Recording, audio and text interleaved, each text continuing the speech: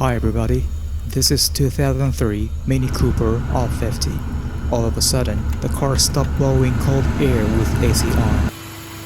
Check number 1, a front plate of the AC compressor. As you can see, mine is not engaging. If it's spinning, the problem could be a lack of refrigerant or something else. Check number 2, a fuse on F7. Mine was corrupted, but that wasn't the cause. Check number 3. Remove the AC relay in the fuse box while engine's running. If you hear a click from the relay, your AC system and the relay should be okay. The engine must be running, so you can barely hear it. Don't overdo it. Check number 4. Measure the voltage of the terminal 30. It should be around 12 volts. Check number 5. Short the terminal 30 and 87 and measure the voltage of the power cable. The final check. Short the terminal 30 and 87. If you don't hear the sound of the magnet clutch, I can't guarantee you, but now you can tell that your magnet clutch coil is broken. There are a couple of ways to solve this problem. First, I tried to repair the coil, but unfortunately, it didn't work out. I should buy a new magnet clutch from eBay, but it takes roughly 30 days. 30 days without air conditioner in summer? It's 36 degrees Celsius out there. Give me a break. Buying a new AC compressor was the only choice at that moment. Alright, from here, this is how I replaced it.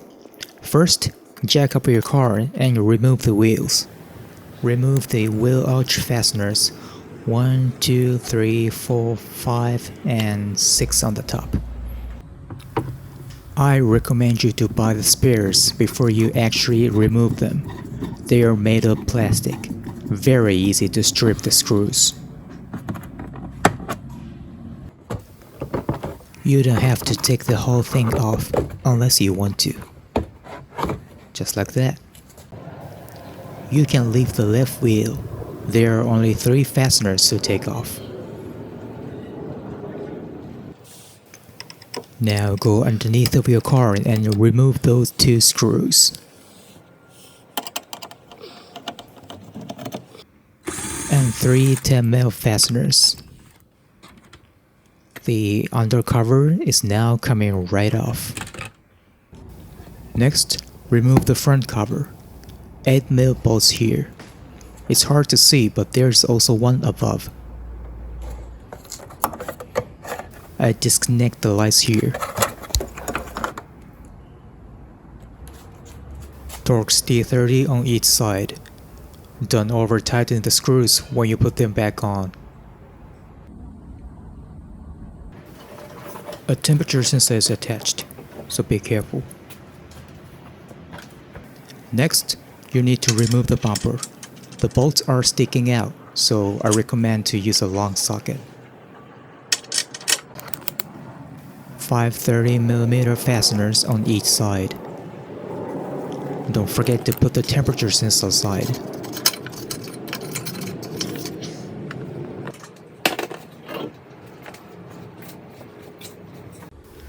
Next, you need to remove the crash tubes. I think that was 10mm fastener.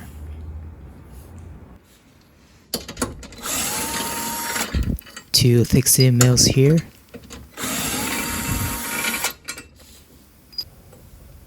And tap it out with a hammer.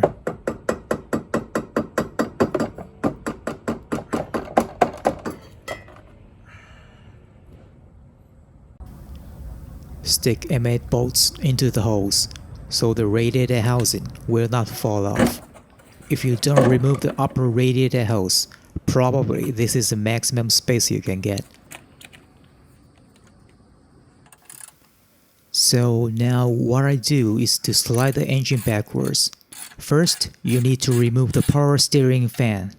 The fan is held by 2 13mm nuts. If this is your first time removing the power cable, a small flathead screwdriver might help. because it's hard to pull off and easy to break.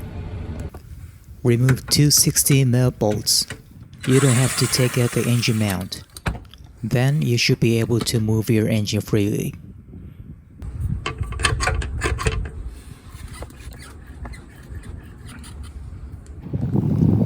Use a ratchet strap to pull back your engine.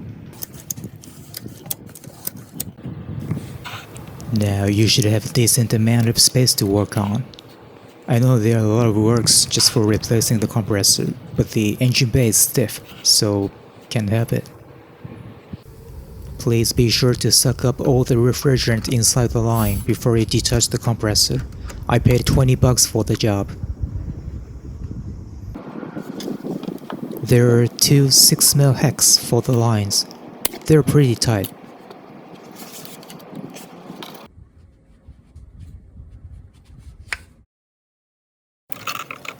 I almost forgot, you need to remove the drive belt beforehand. There are 3 bolts to hold the compressor. Please watch my previous video for the locations. Unplug the power cable. It might be a good idea to detach the pressure lines before dropping the compressor. Just wiggle it and it should pop free. I know I should flush the lines, but oh well, just keep going. This new AC compressor is a remanufacturing product. According to the installation manual, the specified amount of oil is already in it. I know the proper ways to flush the lines and add 100cc of PEG 46 oil. Actually, I haven't done any of these. I'm going to test it how long it's going to work. I'll let you know if something happened. New O-rings are attached. Put some oil and replace them. So far, I don't see any problems with the expansion valve and the AC condenser, so I just got a new dryer. It's easy and low budget. Remove the 10mm fastener here and Torx T20 to remove the bracket. You should be able to stick a 30mm socket on the top. Just turn it anti-clockwise. The car is almost 20 years old and the dryer was never replaced before. I thought the old one contains lots of moisture and dust, but the new one was heavier. Now everything is back in normal. The cold air temperature is now around 12 degrees Celsius, like it used to be. Alright, that's all there is to it. Any comments will be appreciated. Thanks for watching. Sayonara.